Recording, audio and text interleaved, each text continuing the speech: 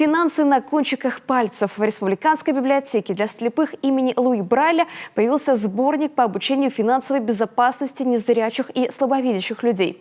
Это уникальный совместный просветительский проект библиотеки и отделения Банка России по Республике Коми. Александр Карепин подробнее.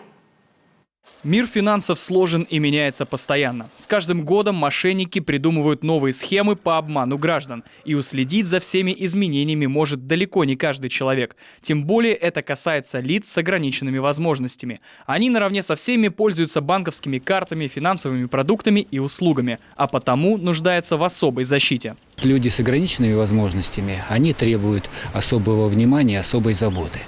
Банк России на протяжении ряда лет активно работает в области повышения финансовой грамотности, работает с разными целевыми группами, и со школьниками, и со студентами, с пенсионерами. И вот теперь у нас появилась возможность выпустить вот такую брошюру специальную, брошюру с использованием алфавита Брайля. Сборник материалов посвящен защите от кибермошенничества и основам финансовой безопасности. Издание знакомит читателя с распространенными схемами обмана граждан злоумышленниками, обучает безопасному обращению с банковскими картами и защите от фишинга. Брошюра вошла в серию «Безопасность жизнедеятельности» и стала первой книгой библиотеки о финансах.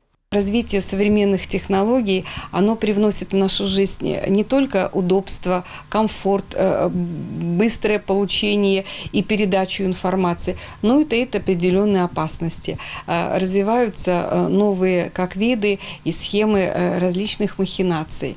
Ну и для, скажем, того, чтобы правильно себя вести при, скажем так, использовании своих финансов, при получении банковских различных услуг существуют эффективные правила. Как раз вот с этими правилами и знакомит информационный сборник «Кибербезопасность».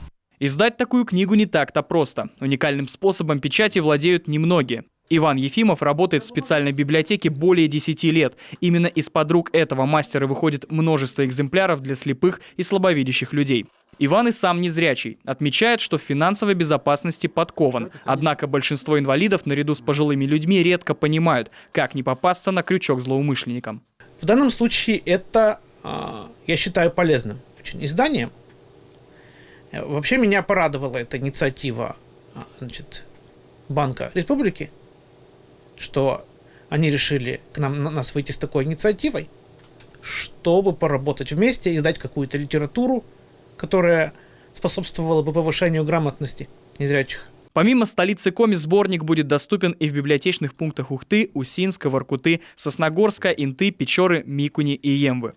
Александр Карепин, Олег Костромин, телеканал Юрган.